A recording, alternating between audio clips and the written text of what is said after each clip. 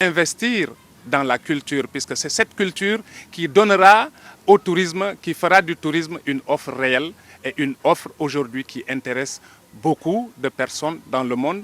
Je vous ai cité les statistiques et les prévisions de l'Organisation mondiale du tourisme qui dit jusqu'aux horizons 2040, les pays à vocation culturelle vont tirer le maximum possible de profit. Donc, et ils ont donné des statistiques l'année dernière. Sur le milliard d'individus ayant voyagé dans le monde, plus de 300 millions sont partis rien que pour l'action culturelle. Et vous savez que la Casamance est un terreau fertile de culture, de créativité. Donc comment est-ce que nous allons faire pour que tous ces acteurs se lancent dans ce développement afin d'attirer des intérêts, des opportunités d'affaires pour eux. Donc voilà grosso modo, messieurs, ce que j'avais à dire sur cette journée. Également, nous notons l'accompagnement cette année, surtout du ministère de la Culture, qui n'a ménagé aucun effort pour essayer déjà de nous accompagner dans les efforts que nous sommes en train de réaliser pour les 10 prochaines années.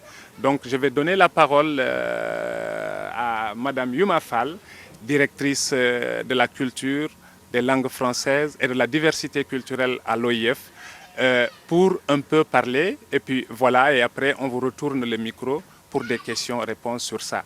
Mais je profite de l'occasion pour saluer tous nos partenaires.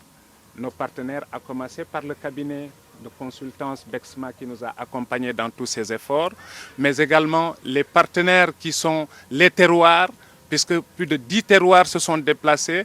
Donc nous avons accueilli près de 400 personnes venant des terroirs, les associations ethniques également qui ont accompagné, plus de 400 personnes de ces différentes associations ethniques et communautés étaient là, les ASC et les groupes et autres groupes culturels également qui nous ont accompagnés sont à remercier.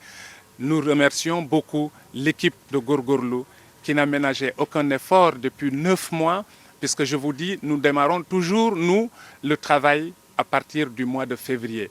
En février déjà, nous touchons l'ensemble de nos partenaires pour l'organisation de cette manifestation. Mais comme vous le savez, souvent les gens pensent qu'on a le temps pour organiser alors qu'on n'a réellement pas le temps. Un festival, un événement pareil, ça se prépare au moins 1 an à l'avance.